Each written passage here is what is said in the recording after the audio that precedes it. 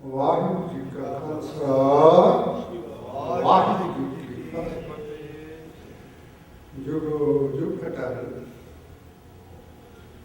दस पातशाहियों के पावन पवित्र आत्मजोत चवर शतर तखत मालक परम सत्कार योग सदगुरु साहिब श्री गुरु ग्रंथ साहिब जी की पावन पवित्र जोत के विच बैठी गुरु प्यार के विच जी शासन जी वट भागे हो संध्या के दीवान दी हाजियां करते करो सतगुरु पातशाह जी की गोद इलाही बाणी के रूहानी अमृत रस का आनंद गुरु घर के सत्कार जो कीर्तियों द्वारा मान रहे हो अपना जीवन सफल करने का उपचार कर रहे हो। साहिब श्री गुरु ग्रंथ साहिब महाराज जी की लड़ीवार बाणी के विचार आप सारे ही श्रवण कर रहे हो। अज का ये महान वाक साहिब श्री गुरु रामदास महाराज जी का जो कि आशा राग देव सतगुरु जी ने गाया है। साहिब श्री गुरु ग्रंथ साहिब महाराज जी के अंग 368 से सुशोभित है। साहिब श्री गुरु रामदास महाराज जी ने इस महान वाक दियां पहलियां पंक्तियां के अंदर सतसंगत का वर्णन किया है कि सतसंगत मनुखी रूह वास्ते एक खुराक मिलती है। सतसंगत क्योंकि महाराज गुरु नानक पातशाह जी ने जो सिखी की इमारत खड़ी की है ये चार मीनारा ते खड़ी की है। सत्संगत पंगत सिमरन और सेवा ये चार थमलियां ते सिखी लिए बहुत बड़ी इमारत मजबूत महाराज जी ने खड़ी की है। सो महाराज समझा रहे सत्संगत मिली है हर साधु में संगत हर गुण गाए।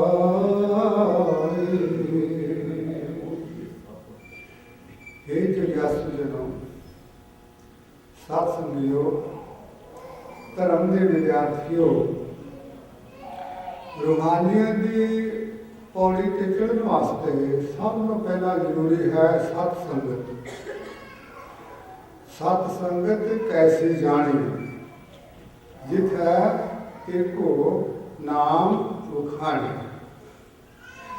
सत्संगत उस स्थान को आख्या जाता है जिथे सतगुरु की शरण के विच बैठ के सारे ही जिज्ञासु महान परमात्मा के नाम के जरिए परमात्मा के गुण गाते हैं। साधु महाराज जी ने गुरबाणी के अंदर बहुत वर्णन किया साधना साधना करके जो धर्म का विद्यार्थी अपने जीवन को साध लेता है। गुरबाणी अंदर महाराज का प्रमाण है साधना निर्मल ताके कर्म निर्मल कर्मा के नाल साधु बनता है।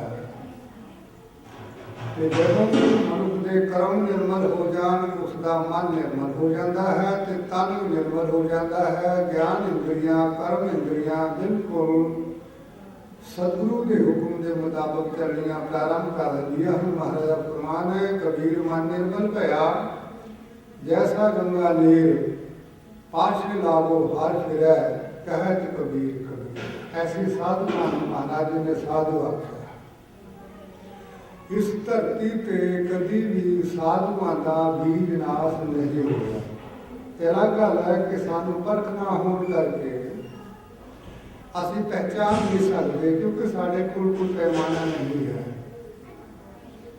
सतयुग के विच भी भगत प्रहलाद जैसे भगत रूह जैसे ठीक इसी तरह त्रेता युग के भी द्वापर युग के भी कल युग के भी हमेशा ही साधु महान अकाल पुरख के नित्य अवतार होया करते हैं।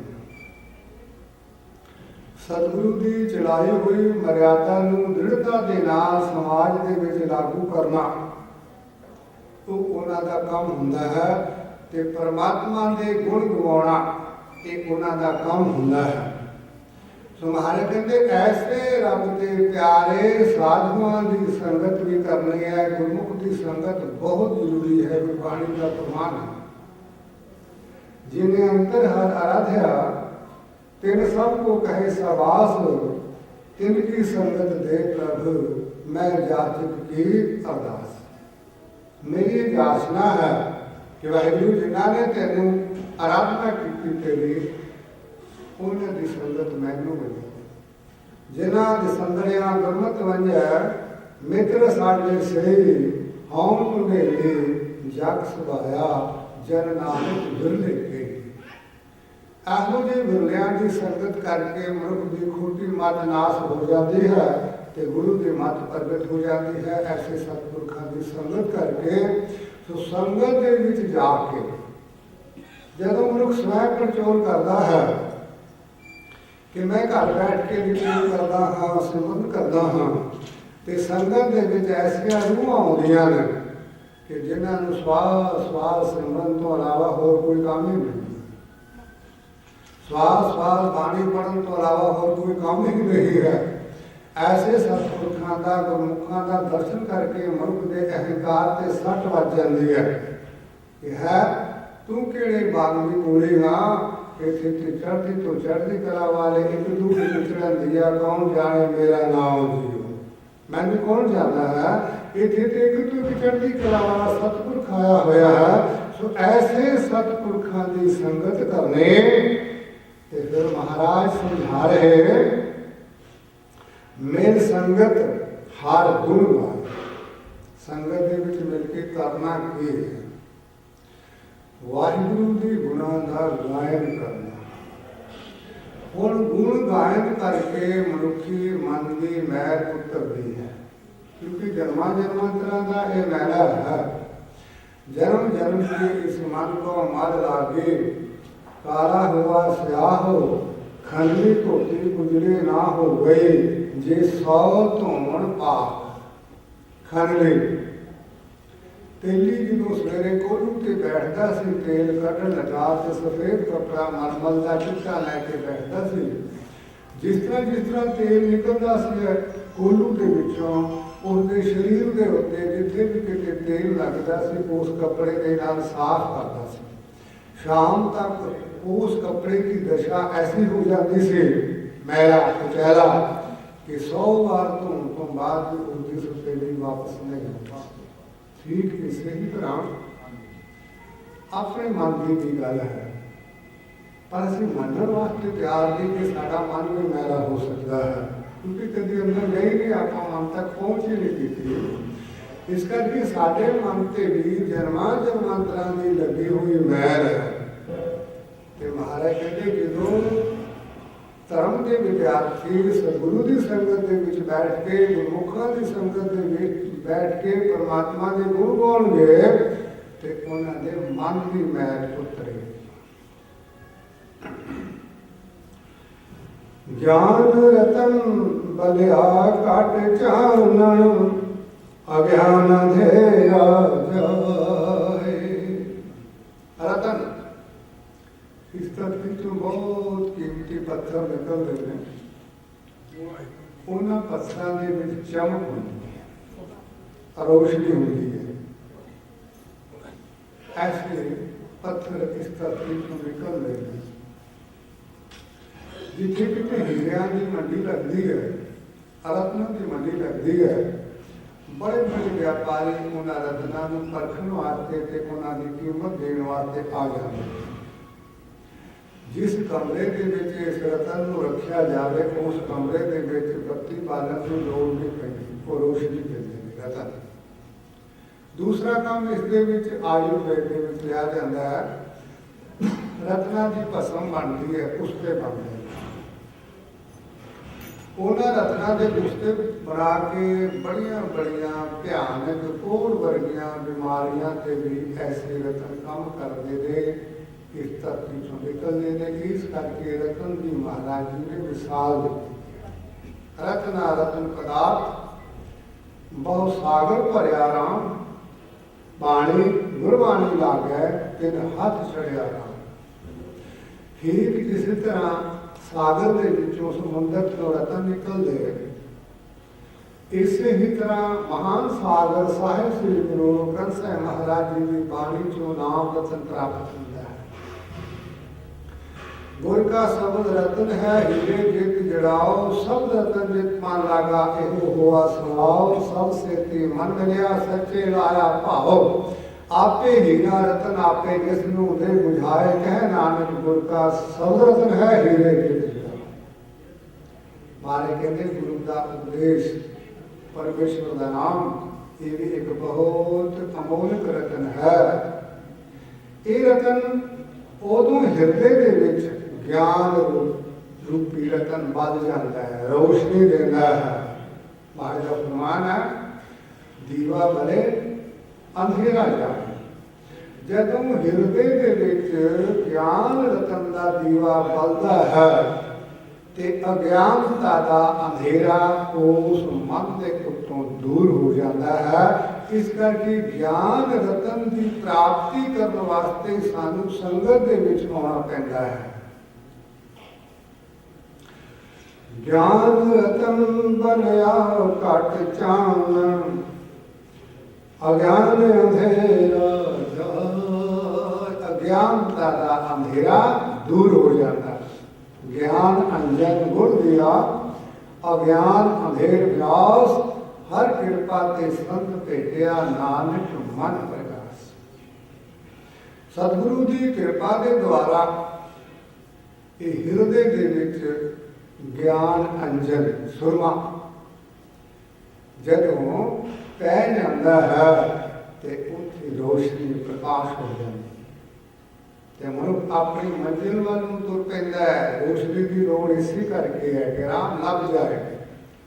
असीं कित्थों आए हाँ, असीं कौन हाँ, असीं किस पड़ाव ते खड़े हाँ, असीं किस मकसद वास्ते आए हाँ, साडी मंजिल की है। इस मंजिल को प्राप्त करने वास्ते सानू रोशनी की जरूरत पैंदी है। वो रोशनी जब हिरदे के अंदर ज्ञान रतन प्रकाश करता है तो फिर असी अपनी मंजिल वालों वधदे हां। अज्ञानता के अंधेरे के विच ठोकरां खा के कभी भी मनुख मंजिल ते नहीं पहुंच सकता।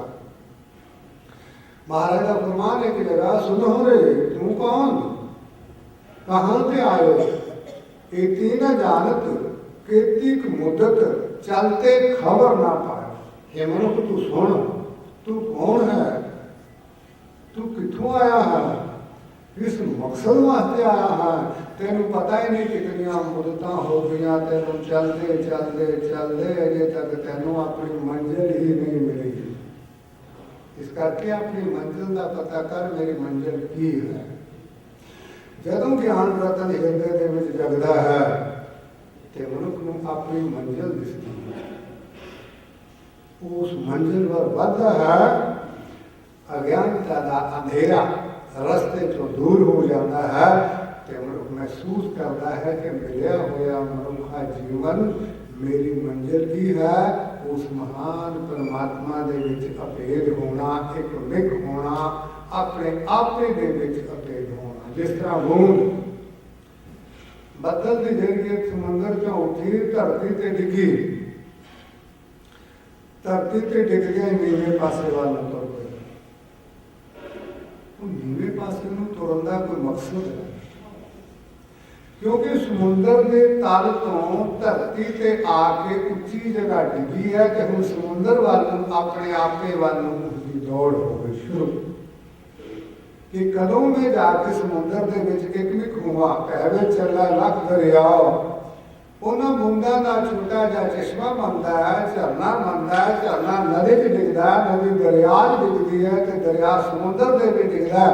तो समुद्र के विच मिल के उत्थे ना ब्यास है, ना झेलम है, ना रावी है, ना सतलुज है, ना चिनाब है, ना गंगा है, ना जमुना है, उत्थे सागर ही सागर है। वो बूंद ਸਾਗਰ ਚੋਂ ਆਏ ਤੇ ਸਾਗਰ ਦੇ ਵਿੱਚ ਮਿਲ ਗਏ। ਇਸੇ ਤਰ੍ਹਾਂ ਸਾਡੀ ਰੂਹ ਮਹਾਨ ਪਰਮਾਤਮਾ ਤੋਂ ਅਲੱਗ ਹੁੰਦੀ ਹੈ ਤੇ ਫਿਰ ਉਸ ਮਹਾਨ ਪਰਮਾਤਮਾ ਦੇ ਵਿੱਚ ਹੀ ਅਭੇਦ ਹੋਣਾ ਕਿ ਸਾਡੀ ਮੰਜ਼ਿਲ ਹੈ। ਅੱਗ ਦੀ ਚਿੰਗਾਰੀ ਬਲਦੀ ਹੈ ਤੇ ਹਮੇਸ਼ਾ ਉੱਪਰ ਨੂੰ ਉੱਠਦੀ ਹੈ। ਕਾਰਨ ਕੀ ਹੈ? ਕਦੀ ਲੱਭਣ ਦੀ ਕੋਸ਼ਿਸ਼ ਕਰੀਏ। ਉਹ ਉੱਪਰ ਨੂੰ ਇਸ ਕਰਕੇ ਉੱਠਦੀ ਹੈ ਕਿ ਉਸਦਾ ਜੋ ਅਸਲਾ ਹੈ, ਉਸਦਾ ਸਰੂਪ ਹੈ, ਉਸਦਾ ਆਪਾ ਹੈ, ਉਹ ਸੂਰਜ ਹੈ। ਉਹ ਸੂਰਜ ਦਾ ਇੱਕ ਹਿੱਸਾ ਹੈ ਜੋ ਸੂਰਜ ਨੂੰ ਮਿਲਣ ਵਾਸਤੇ ਉੱਪਰ ਉੱਠਦੀ ਹੈ। ਬਾਣੀ ਪ੍ਰਾਪਤ ਕਰਦਾ ਸੂਰਜ ਕਿਰਨ ਮਿਲੇ। ਜਲ का जल हुआ राम, ज्योति जोत ले संपूर्ण थिया राम। अमूमन ਆਪਾਂ ਉਦੋਂ ਇਹ ਪੰਕਤੀ ਪੜ੍ਹਦੇ ਹਾਂ ਜਦੋਂ ਕੋਈ ਚੜ੍ਹਾਈ ਕਰਦੇ। ਇਹ ਆਪਾਂ ਉਦੋਂ ਪੜ੍ਹਦੇ ਹਾਂ, ਪਰ ਸਹੀ ਮੈਨੇ ਦੀ ਪੰਕਤੀ ਜਦੋਂ ਅਸੀਂ ਸਰੀਰ ਦੇ ਵਿੱਚ ਨਿਵਾਸ ਕਰ ਰਹੇ ਹਾਂ ਇਹ ਉਦੋਂ ਕੰਮ ਆਉਣ ਵਾਲੀ ਹੈ। तो सतगुरु जी ने समझाया है कि ऐसी चानन दे विच, ऐसी रोशनी दे विच तुसी अपने आपे दे विच अभेद होना है। हर जन नाच हो, हर हर ध्याए। पुरातन समय च परमात्मा की भगती लोग जो करते सन तो तत्व नहीं समझ सकते। नचना गाना मनोरंजन करना उन्होंने भगती से महाराज कहते एक मनोरंजन का साधन है। ये परमात्मा के मिलाप का कोई भी मतलब नहीं है। जे हृदय भावना नहीं है, प्रभु के प्रति प्रेम नहीं है, तो जितने मर्जी पैरों में घुंघरू बन बन के, हथों में घुंघरू बन बन के नचो, ओदी रब के सामने कोटी की कीमत नहीं है। हे रब के प्यारो, जे नचना है तो फिर गुरु के हुक्म दे के नचो। जिस तरह गुरु हुक्म करे उस तरह काम करो। यह है गुरु के उपदेश के द्वारा नचना। जाप साठ महला फरमाने नमो नृत्य नृत्य, नमो नाद नाद। सो महाराज समझा रहे हर जन नाचो, हर हर ध्याए। वाहिगुरु दे विच ध्यान करना ही तुहाडा नाच बन जाए। गुरु के हुक्म के अंदर नचना। ऐसे संत मिल मेरे पाए, हम जन के तो हैं पाए। जिज्ञासु के मन की हुक है कि एहो जे रब दा सिमरन करने वाले जे किते मैनू संत पुरख मिल जान। आप तो मानते ही नहीं ना कि संत भी कोई होता है। गुरबाणी मनती है, गुरबाणी संत बनाती है। जिना सास ग्रास न विसरै, हर नामा मन मंत, दान से नानका पूरन सोई सब। हूँ जी साडी बाणी कहती है कि संत धरती ते हुंदे ने, आप किस तरह कह सकते कि संत कोई हुंदा ही नहीं। महाराज कहते कि जिन्हां दा सास ग्रास जीवन अंदर सा जावे, याद दे विच बाहर सा जावे, याद दे विच, ऐसे संत पुरख होया करते। फिर महाराज कहते हुण आम लोगों की सोच है सिखां च कोई संत नहीं होंदा। दसो कमाल की गल। बाणी कहती है शेर संत भले गुरसिख है, जिन नाही किसी की चुखा। महाराज कहते वो सिख भी संत है। आप कितने तुरे फिरते हैं, पर है विरले ना ही कड़े फैल पकड़ संसार। उन्होंने गिनती धरती से बहुत घट होया करते हैं। इस करके इस धरती से संतां दा भी कभी बीज नाश नहीं होया। वो रहिंदे ने पर उन्होंने गिनती घट। आप किसी पहरावे में विशेष रूप संत समझ लें। ये भगवे पा लै, इन्हें केसरी पा लै, इन्हें चिट्टे पा ले, ये संती हो सकता। बंदे को तेन भुलेखा जिहा पाउण वास्ते होंदा लोकां नूं। ये अंदर की गल है, अंदर की दुनिया की गल है। सो महाराज कहंदे कि ऐसे संत मिले मेरे भाई है, मेरे सतसंगियो है, मेरे भाइयों किते ਇਹੋ ਜਿਹੇ संत पुरख मैनू मिल जाण ਜਿਹੜੇ ਸਵਾਸ ਵਿਰਾਮ ਦੇ ਨਾਲ परमात्मा का नाम जपते होण ते फिर हम जन के धो है पाए मैं उन्होंने पैर धोवन करा। देखो जो पांच प्यारे सजदे ने महाराज के नगर कीर्तन दे ते आम संगत उन्होंने पैर धोंदी है। घर दे विच जे किते गुरु ग्रंथ साहिब दे नाल पंज सिंह जान ते घर वाले प्यार नाल उन्होंने पैर धोंदे ने क्योंकि उस समय उन्होंने च उन्होंने गुरु दिसदा है। महाराज कहने इन पंचन में मेरो पासा और आपां ते कहने कि नहीं ये गल ठीक नहीं है तो शेख फरीद जी को आप सुन लीए तो तां भी थोड़ा जिहा होर क्लीयर हो जाऊगा। परवरदिगार अपार अगम बेअंत तू जिन्हें पछाता सच चुमा पैर शेख फरीद जी कहते हैं परवरदिगार अपार अगम बेअंत तू हे वाहिगुरू तू सारे संसार का पालन करता है। तेरा ना कोई उरला पासा है ना परला पासा, तू बेअंत है, अंत तो परे है। पर जिन्होंने तेनू पछाण लिया सच नू पछाण लिया जिन्हें पछाता सच चुमा पैर नू मैं एहो जे तेरे प्यार वाले भगतां दे पैरां नू चुम लवां ताकि किते मैनू असीस मिल जाए। कुछ वेव्स ने ना वेव्स सिमरन दे बंदगी दे वो वेव्स जिहड़े ने महापुरखां दे पैरां चों निकलदे ने, महापुरखां दे हत्थां चों निकलदे ने, महापुरखां दी जुबान तों वेव्स निकलदे ने अते महापुरखां दीआं अखां चों वेव्स निकलदे ने। उन्हां दे ये चार जिहड़े महत्वपूर्ण अस्थान ने महापुरखां दे जिथों वेव्स निकलदे ने और निकलदियां ही असर करते हैं। इस करके शेख फरीद जी का जिंदगी का एक तजर्बा है कि जब तक उन्होंने अपने सतगुरु को धारण नहीं किया उदों तक छोटिया छोटिया क्लासा के विद्यार्थी सन। पर जदों उन्होंने गुरु धारण किया, गुरु की शिक्षा प्राप्त की, गुरु की सेवा की, गुरु को रिझाया प्रसन्न किया तो फिर वो चौथे पद के विद्यार्थी बन गए, ब्रह्म ज्ञानी बन गए। अज उन्होंने बाणी आप प्यार के नाल गुरु ग्रंथ साहब के श्लोक पढ़ते हैं, बाणी पढ़ते हाँ, कितों मिलिया महापुरखों ने चरणों चों मिलिया। बाबा नैना जी को कितों मिलिया गुरु नानक देव जी के चरणों चों मिलिया। सो महाराज समझा रहे हैं कि एहो जै सतपुरख किते मैनू मिल जान ते मैं उन्होंने पैर धोने करा। विश्राम दे के सतगुरु जी के प्रमाण कर रहे हर हर नाम जपो मन मेरे आन दिन हार ले बुलाए। और इस पंक्ति के विच अपने ही मन को संबोधन करके मन को नाम जपन की प्रेरणा दी। जपन तो भाव यह है कि साढ़े सतगुरु का मिलिया हुआ गुरमंत्र उसनू बार बार अपनी जुबान तो दोहराना इन जप कहते। जप हो तको नामा अवर मेरा हो कामा।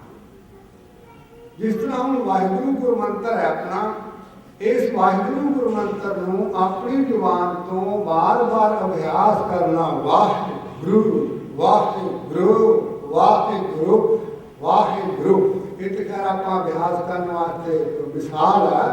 अपने घर के बैठ के जदों भी सानू टाइम मिले, कई गल तो आप कह देंगे साढ़े को टाइम ही है 24 घंटे एक रात दिन सानू रब ने दिते, इन्नी लंबी उम्र दी तो असं कह देंगे टाइम रब वास्ते टाइम बाकी सारे कामों वास्ते कितने 5-10 मिनट बैठ के आप चौकड़ा मार के कागर मन के नाल वाहिगुरु गुरमंत्र का अभ्यास कर लीए, जप लीए तो अपने आप ही फिर अंदर की मोटर स्टार्ट हो जाती है तो फिर अजपा जाप शुरू हो जाता है। जपन का फायदा है कि फिर चलते फिरते बहते उठते गड्डी चलाते जॉब करते आटोमैटिकली साढ़े अंदर चलता रहता है। उस तो बाद फिर अगलियां क्लासां आपे मिलदियां रहंदियां हैं। सो महाराज कहते जपो हर हर नाम जपो मन मेरे, जप मन सतनाम सदा सतनाम हैदा के होएगा। हरत परत मुख उजर होई है, नित त्याये हर पुरख निरंजना। हरत ए लोक परत परलोक जिथों असीं आए ते जिथे असीं जाना है कि दोवें सुखी सुहेले हो जाते ने। नाम जपण दा ये लाभ प्राप्त होंदा है। सो महाराज कहते उचरो राम नाम लख वारी, एक दो 10 भी वार नहीं लखां ही वार जपते रहो ते फिर परमात्मा नूं आपे खिंच पए। प्यार पैदा हो जाएगा। नितनेम करने का मतलब की है, नेम के अंदर जिस तरह कैप्सूल के अंदर एक दवाई होती है।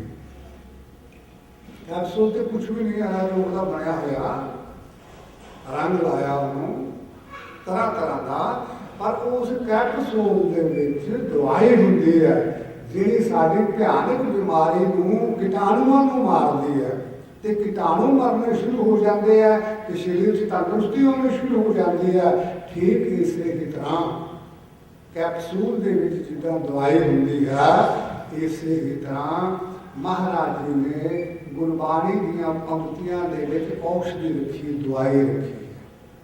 जदों असीं बार बार उस दवाई को लेंदे हाँ तो साढ़े जिहड़े नैगेटिव जिहड़े साढ़े कीटाणु ने पुठी सोच दे ढिल्ली करा दे, वो कीटाणु जिहड़े चुगली दे निंदा दे मरने शुरू हो जाते। वासना दे तृष्णा दे ईर्खा दे द्वैत दे शिकवा दे शिकायतां दे जिहड़े कीटाणु ने वो उसके नाल मरने शुरू हो जाते हैं। अपने आप ही फिर सारा जीवन चंगा तो सुचरिया बनना प्रारंभ हो जाता है। सो महाराज कहते जपो हर हर नाम जपो मन मेरे, अन दिन हर निर्मलाय। अन आते दिन महाराज कहते रात दिन 24 घंटे इस तरह वाहिगुरु के नाल लिव जोड़ के, क्योंकि लिव जोड़न की इस करके लोड़ पैंदी है कि साडी लिव टुटदी है, इस करके जोड़न की लोड़ पैंदी है। हुण जिहड़ी टुटी चीज़ होवे उहनूं आपां जोड़ांगे ना।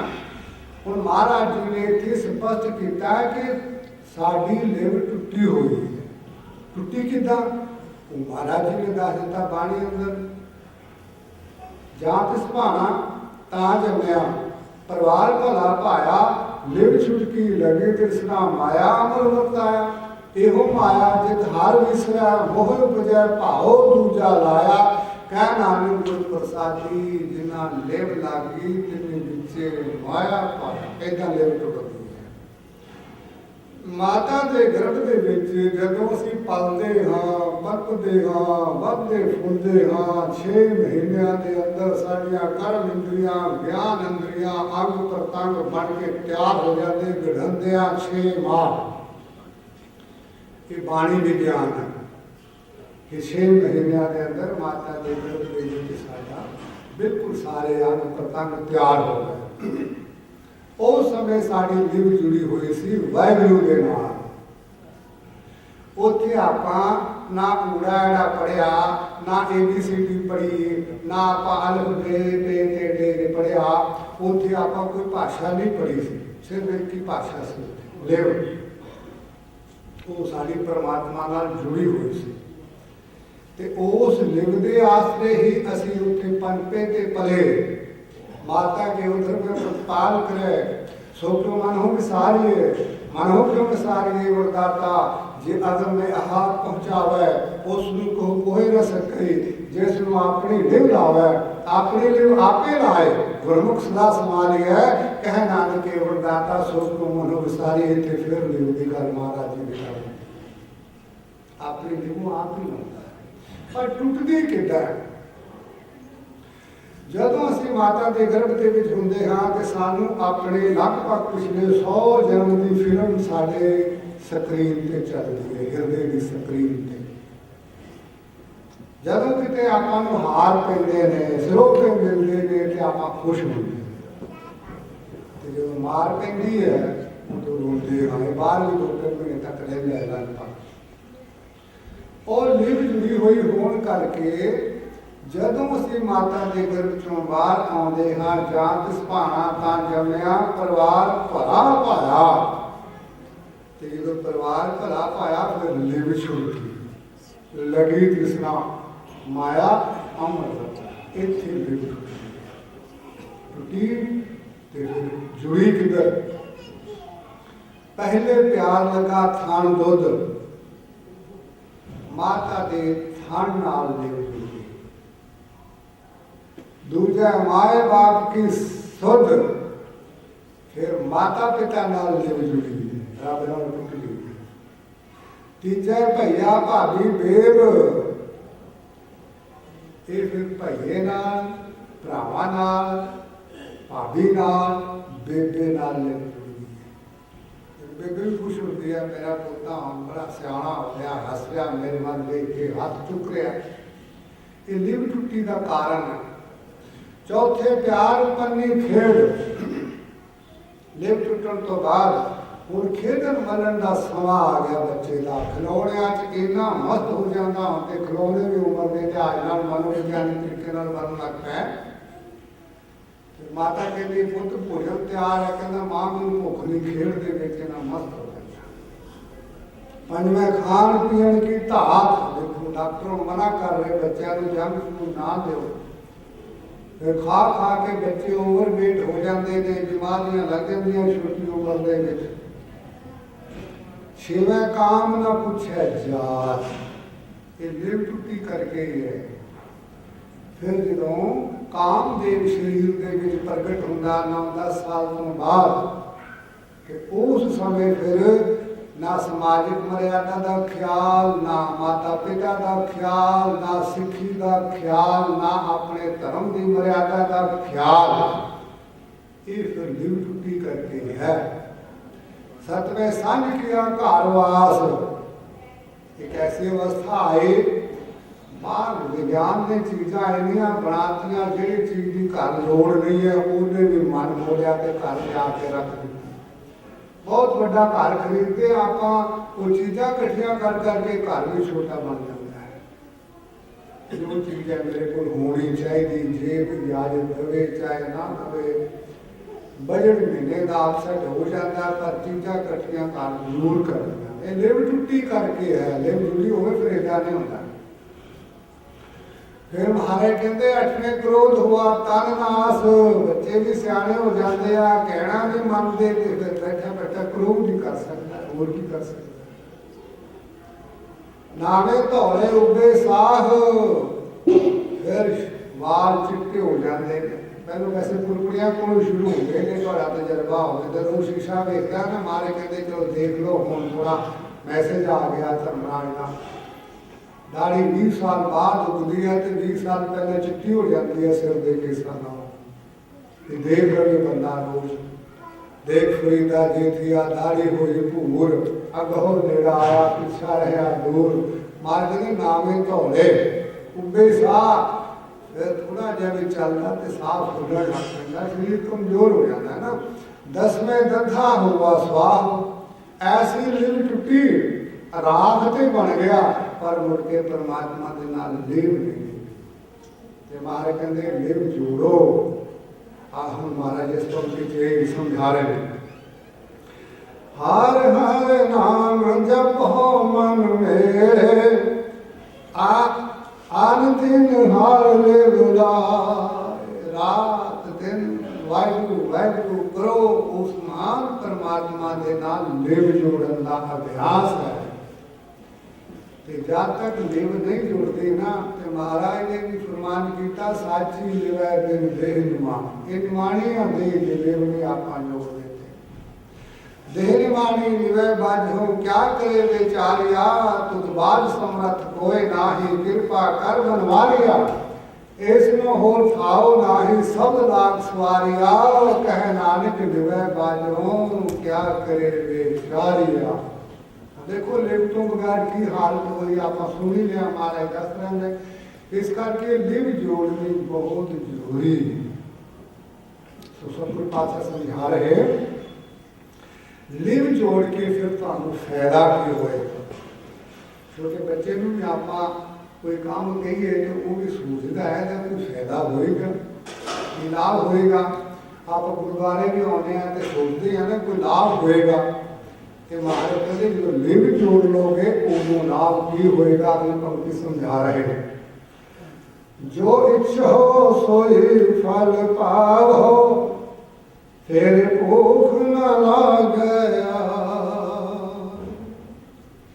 तुहाडी इच्छा के मुताबिक जब तुम लिव जोड़ लो ना, इच्छा के मुताबिक सारिया इच्छावां पूरिया हो जाती। तो इच्छा पूरी इस करके होंदियां ने कि इच्छा पूरक आके हृदय च बह जाता है।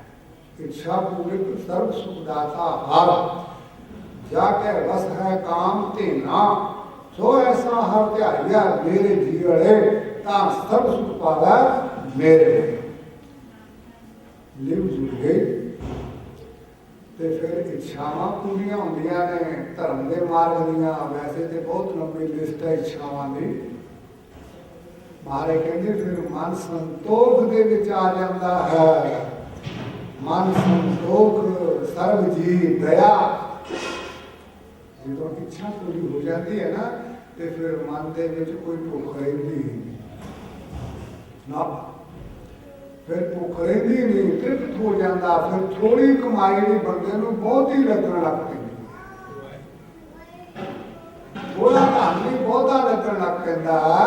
ऐसी महाराज जी की कृपा हो जा करती है फिर भूख न लागया। पदार्थां की भुख खत्म हो जाती, धन कमाउण की भुख खत्म हो जाती है। केवल एक कोई भुख रह जाती है, साचे नाम की लागे भूख। फिर नाम जपण की भुख रह जाती है।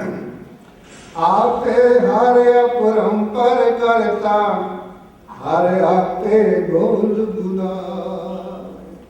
महान वाहिगुरु जिदा ना उरला पासा ना परला पासा, इन्ना विशाल संसार दे विच वो व्यापक है। ते महाराज कहते हर आपे बोल बुलावे। आ साडी जो जीव है असीं सोचते हाँ मैं बोल रहा, ऐसी कोई गल नहीं। वो बुलाता है बेशुमार अथाह अगंत अतुल। जो बुलावो तो नानक दास बोले। जो बोलत है मरे गंभीर पंखेरू, सो दिन हर जापत है नहीं मोर। मृग बोलता वाहिगुरु मोदी जुबान से बोलता है। मछली पानी थड़फड़ाउंदी है, उस नाद दे विच संगीत दे विच परमेश्वर आप बोलता है। आसमान दे विच उडारियां मारदे पक्षी उन्हां दी जुबान ते परमेश्वर आप बोलता है। अक सो प्रीत करे अक पिंडा, अक डाली में खाए खसने पावे ओवा चंगा। जे करे खुदाए खुदाए, अक दा टिड्डा भी खुदाए खुदाए करता है। महाराज का फरमान है कि वो आप ही बुलाता है। सो सतगुर पातशाह जी का फरमान है कि ये सारे की जुबान से वाहिगुरु आप से संत पले तुद पाव जिनकी पत पाव है था। रब के प्यार वाले संत पुरख को पढ़े ने जिन्होंने ऐसे लोग दे विच भी मान सम्मान मिलिया ते परमात्मा की दरगाह जाके भी मान सम्मान हो गया। कितने धर्मराज के चले जाना उस स्थान से तो खड़ा हो जाता है, वो हाथ जुड़ जाते हैं। जो कोई संत पुरख चले जाए, भक्ति वाला चले जाए तो उसका सिर नीवा हो जाता है। तो सारी जमपुरी पूछती है महाराज अज की भाना वरत्या, तुसीं खलो गए हो, हाथ जोड़ लै, सिर नीवा कर लिया। कहते भी अज इतने रब की भक्ति करने वाला संत पुरख आ गया।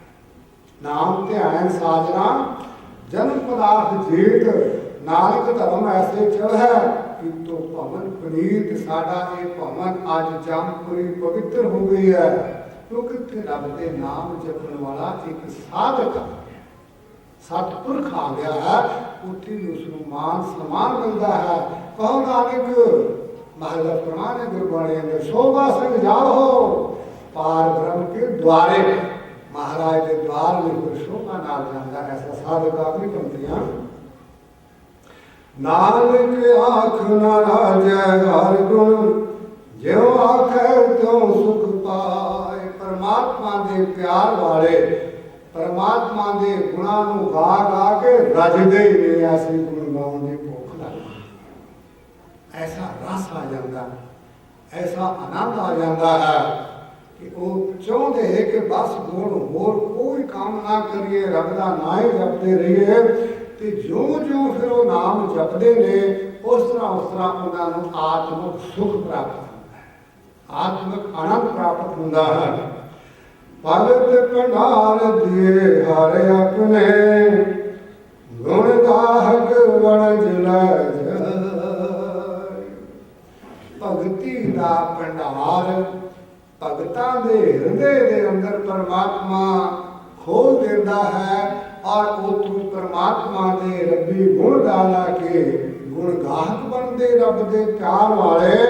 इस संसार के विचों गुणां दा व्यापार, भगती का व्यापार ते परमेश्वर के नाम जपण का व्यापार करके सच व्यापार करो व्यापारी, दर्द है निभ है फिर तुम्हारा। ऐसे व्यापारी बन गए, क्योंकि आप आए ही व्यापार करने वास्ते हैं, तो ये व्यापार करके संसार के विचों जाना है।